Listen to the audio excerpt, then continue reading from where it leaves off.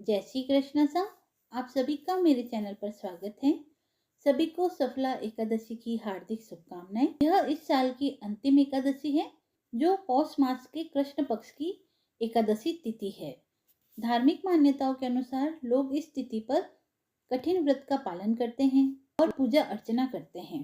इसके साथ ही वे श्री हरि के मंदिर में उनके दर्शन के लिए जाते हैं और कहते हैं कि इसके प्रभाव से कार्यों में आ रही बाधाएं समाप्त हो जाती हैं, वह सभी पापों का नाश हो जाता है। एकादशी का व्रत करने से और भगवान विष्णु की पूजा अर्चना करने से हजारों वर्ष के तप के बराबर का फल प्राप्त होता है।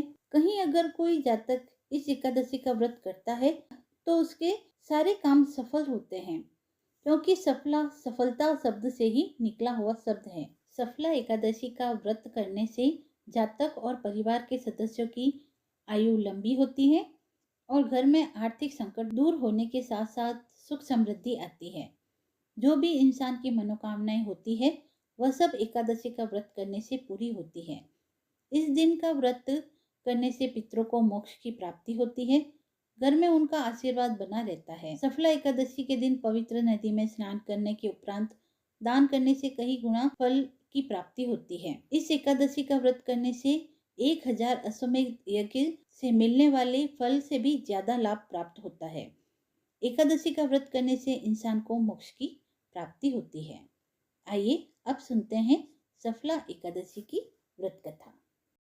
युधिष्ठिर ने पूछा, स्वामी, पौष मास के कृष्ण पक्ष में जो एकादशी होती है उसका क्या नाम है, उसकी क्या विधि है तथा उसमें किस देवता की पूजा की जाती है, यह बतलाइए। भगवान श्री कृष्ण ने कहा, राजेंद्र, बतलाता हूँ, सुनो। बड़ी बड़ी दक्षिणा वाले यज्ञों से भी मुझे उतना संतोष नहीं होता जितना एकादशी के ठान से होता है। इसीलिए सर्वथा प्रयत्न करके एकादशी का व्रत करना चाहिए। पौष मास के कृष्ण पक्ष में सफला नाम की एकादशी होती है। उस दिन पूर्वोक्त विधान से ही विधि पूर्वक भगवान नारायण की पूजा करनी चाहिए। एकादशी कल्याण करने वाली है, अतः इसका व्रत अवश्य करना चाहिए। जैसे नागों में शेषनाग, पक्षियों में गरुड़, देवताओं में विष्णु तथा मनुष्यों में ब्राह्मण श्रेष्ठ है, उसी प्रकार संपूर्ण व्रतों में एकादशी तिथि का व्रत श्रेष्ठ है। राजन, सफला एकादशी को नाम मंत्रों का उच्चारण करके फलों के द्वारा श्री हरि का पूजन करें। नारियल के फल, सुपारी, बिजोरा नींबू, जमीरा नींबू, अनार, सुंदर आंवला, लौंग, बेर तथा विशेषतः आम के फलों से देव देवेश्वर श्री हरि की पूजा करनी चाहिए। इसी प्रकार धूप दीप से भी भगवान की अर्चना करें। सफला एकादशी को विशेष रूप से दीप दान करने का विधान है। रात को वैष्णव पुरुषों के साथ जागरण करना चाहिए। जागरण करने वाले को जिस फल की प्राप्ति होती है वह हजारों वर्ष तपस्या करने से भी नहीं मिलता। नृपश्रेष्ठ, अब सफला एकादशी की शुभ कारिणी कथा सुनो। चंपावती नाम से विख्यात एक पुरी है जो कभी राजा माहिष्मति की राजधानी थी। महर्षि माहिष्मति के 5 पुत्र थे। उनका जो ज्येष्ठ पुत्र था वह सदा पाप कर्म में लगा रहता था, पर स्त्रीगामी और वैश्यासक्त था। उसने पिता के धन को पाप कर्म में ही खर्च किया। वह सदा दुराचार परायण तथा ब्राह्मणों का निंदक था। वैष्णवों और देवताओं की भी हमेशा निंदा किया करता था। अपने पुत्रों को ऐसा पापाचारी देखकर राजा महिष्मति ने राजकुमारों में उसका नाम लुम्बक रख दिया। फिर पिता और भाइयों ने मिलकर उसे राज्य से बाहर निकाल दिया। लुम्बक उस नगर से निकलकर गहन वन में चला गया। वहीं रहकर उस पापी ने प्राय समूचे नगर का धन लूट लिया। एक दिन जब वह चोरी करने के लिए नगर में आया तो रात में पहरा देने वाले सिपाहियों ने उसे पकड़ लिया, किंतु जब उसने अपने को राजा महिष्मति का पुत्र बतलाया तो सिपाहियों ने उसे छोड़ दिया। फिर वह पापी वन में लौट आया और प्रतिदिन मांस तथा वृक्षों के फल खाकर जीवन निर्वाह करने लगा। उस दुष्ट का विश्राम स्थान पीपल वृक्ष के निकट था।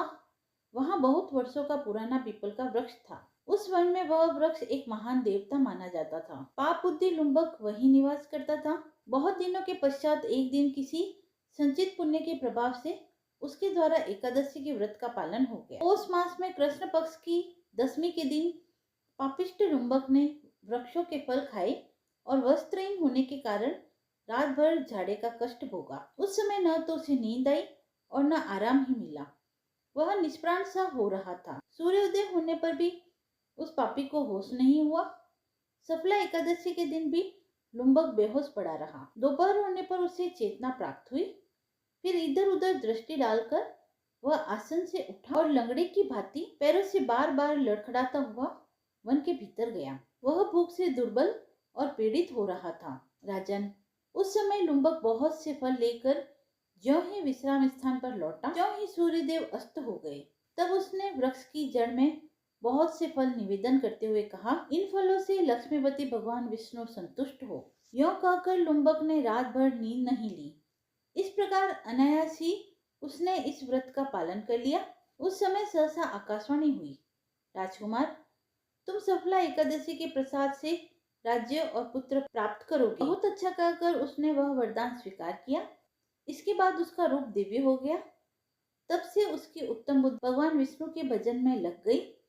दिव्य आभूषणों की शोभा से संपन्न होकर उसने अकंटक राज्य प्राप्त किया और 15 वर्षों तक वह उसका संचालन करता रहा। उस समय भगवान श्री कृष्ण की कृपा से उसके मनोज्ञ नामक पुत्र उत्पन्न हुआ। जब वह बड़ा हुआ तब लुम्बक ने तुरंत ही राज्य की ममता छोड़कर उसे पुत्र को सौंप दिया और वह भगवान श्री कृष्ण के समीप चला गया, जहाँ जाकर मनुष्य कभी शोक में नहीं पड़ता। राजन, इस प्रकार जो सफला एकादशी का उत्तम व्रत करता है वह इस लोक में सुख भोग कर मृत्यु के पश्चात मोक्ष को प्राप्त करता है। संसार में वे मनुष्य धन्य हैं जो सफला एकादशी के व्रत को करते हैं, उन्हीं का जन्म सफल है। महाराज, इसकी महिमा को पढ़ने, सुनने तथा उसके अनुसार आचरण करने से मनुष्य राष्ट्रीय यज्ञ का फल प्राप्त करता है। कथा समाप्त हुई। आइए अब सुनते हैं तुलसी माता की कथा। एक कन्या थी। जब वह थोड़ी बड़ी हुई और उसको समझ में आने लगा, तब से ही वह तुलसी माता जी की पूजन करती थी। उसके प्रतिदिन का नियम था कि तुलसी माता जी का पूजन करने के बाद ही वह खाना खाती थी। जब वह कन्या शादी के लायक हुई तब उसके माता पिता ने उसकी शादी करवा दी। कन्या को उसके माता पिता ने दहेज में भी एक तुलसी का गमला दिया। ससुराल में वह प्रतिदिन सवेरे उठते ही पूजा करती, फिर उसके बाद ही खाना खाने बैठती थी। उसकी 2 जेठानियां थी। वो दोनों उसका मजाक उड़ाती थी कि बड़ी नियम धर्म वाली बनती है। उन दोनों को उससे बहुत ईर्ष्या होती थी, इसीलिए वो दोनों तुलसा जी का गमला एक दिन छुपा देती है। वह कन्या बड़ी मुश्किल से गमला ढूंढ कर लाती है, अच्छे से पूजा करती है और फिर खाना खाती है। वह रोज गमला ढूंढ कर ले आती थी। एक दिन उसकी जेठानी ने क्या किया कि गमले को बहुत दूर फेंक दिया। कन्या ने खूब ढूंढा पर उसे वह गमला ना मिला।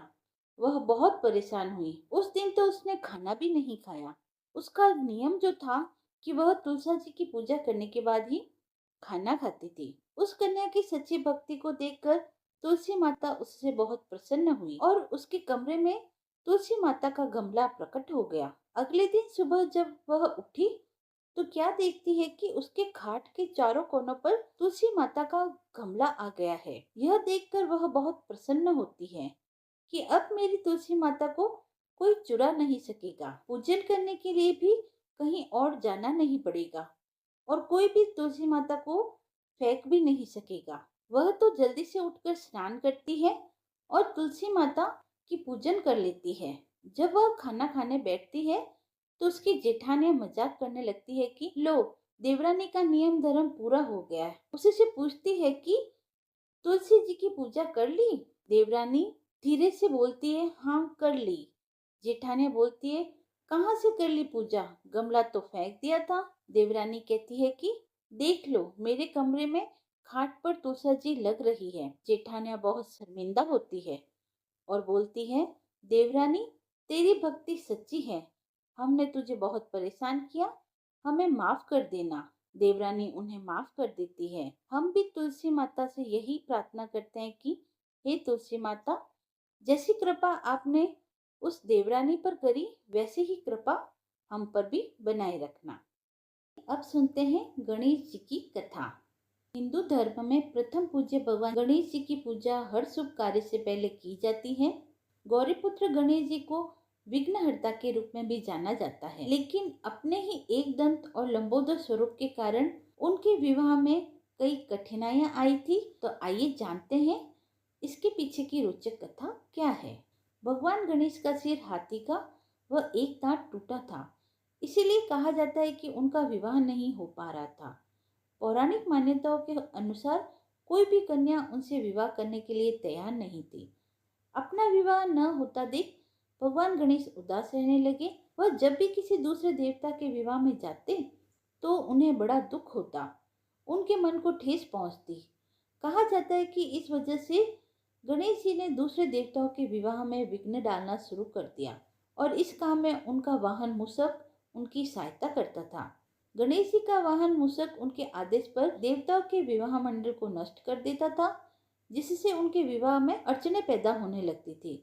गणेश जी और मूषक की इस मिली भगत से सारे देवता परेशान हो गए और अपनी समस्या लेकर गणेश जी के पिता भगवान शिव जी के पास पहुंचे, लेकिन वहां भी उनकी समस्या का समाधान नहीं हुआ।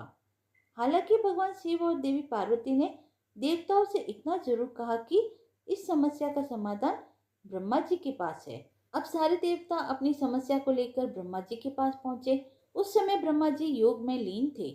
हालांकि देवताओं की प्रार्थना पर उनकी समस्या के समाधान के लिए ब्रह्मा जी के योग से दो कन्याएं रिद्धि व सिद्धि प्रकट हुई।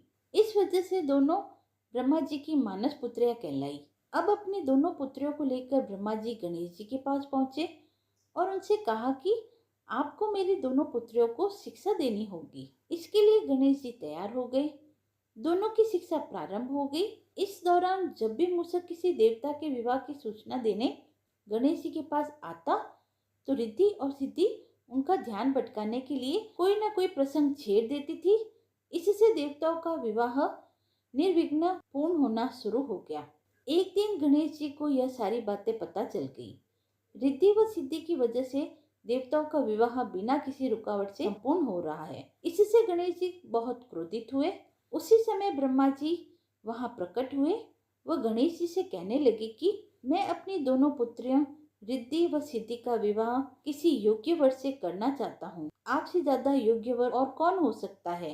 क्या आप मेरी दोनों पुत्रों से विवाह करेंगे?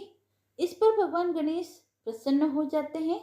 वह भगवान गणेश का विवाह धूमधाम से रिद्धि व सिद्धि के साथ हो जाता है। यदि आपको कथा पसंद आई हो तो आप मेरे चैनल को लाइक, शेयर एंड सब्सक्राइब करें। धन्यवाद।